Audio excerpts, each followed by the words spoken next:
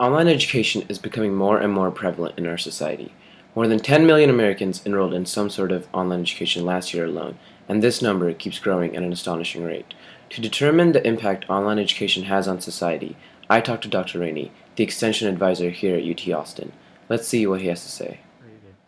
Hi, I'm Mike Rainey, the Assistant Dean in the College of Natural Sciences at UT Austin. I'm also the Extension Advisor for the University of Texas Extension Program. There are many advantages. One, the flexibility. If students are able to take an online course, they can take it at their own pace. They can take it at night. They can work on it at night. They can work on it on the weekends. And it's really good, I think, for students to have flexibility. Also, it's convenient. It's also inexpensive. For example, here at UT, the typical online course costs $550. So if you took 4 online courses and you were taking 12 hours, that would be $2,200. The tuition and fees on campus right now for 12 hours this spring for a resident is probably $4,500. So they're very inexpensive. They're very convenient. There's a lot of flexibility. You can get them done quickly. So if you're really motivated and you're disciplined and you stay on top of it, you can finish an online course in maybe 6 weeks.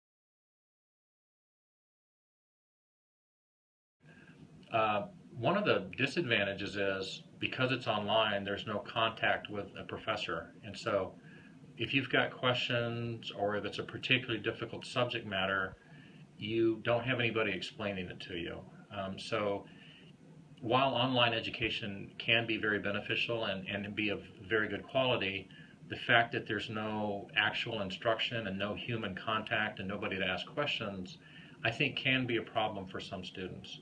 Another problem with online education is you have to be disciplined, and oftentimes people who take online courses procrastinate because they can. You don't have a deadline. You have a class here at UT in the spring and your professor says a paper is due next Wednesday, it's due next Wednesday. But if you have to write a paper for an online class, you do it whenever you want to. So it's really easy to put it off and it's really easy to procrastinate. So I think that can be a concern as well. I think I think there are some online courses that are inferior. Um, I think that they are not of as much quality or as rigorous as, say, taking the same course here at UT might be. I've heard from many students who have told me they were able to take calculus online in 3 weeks. Now, you and I both know if it's a good, demanding, rigorous calculus course like the calculus courses at UT, there's no way that you could finish a course and get credit for it in 3 weeks. There's just no way.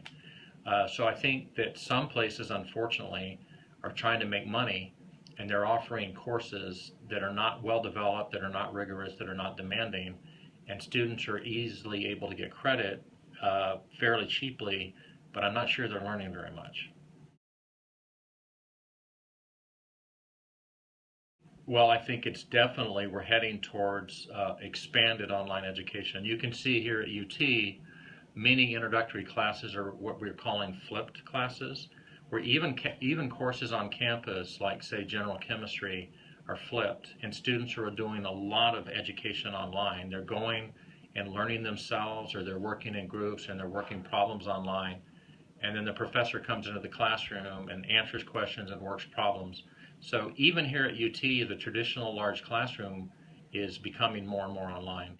I think we're probably moving towards much more online, uh, pure online courses, and then combination of classroom courses using online materials to support. I also think online can be very beneficial in terms of preparing students. Most students in the college know about ALEKS Math. Now, irregardless of your opinion about it, since we started using online ALEKS assessment and the online learning modules, our rate of students failing and dropping has gone from 55% down to 12%. This past fall, our drop rate, the number of students who failed or dropped Chemistry 301 was 5%. 5 years ago, before we started ALEKS Chemistry, it was 25%. So the ability for students to go online, learn topics, be assessed, and get and improve is just invaluable. And I think this is a way that we are all going to be going toward in the future. Although there are some disadvantages to online education, like Dr. Rainey mentioned, the advantages far outweigh the disadvantages. The ability for online education to provide convenience and flexibility to students allows more students to get the education they deserve. Dr. Rainey also mentioned how traditional institutes can achieve better test scores and higher passing rates by implementing some sort of online education. In conclusion, online education has an overall positive impact on society and looks to keep growing at its current fast pace.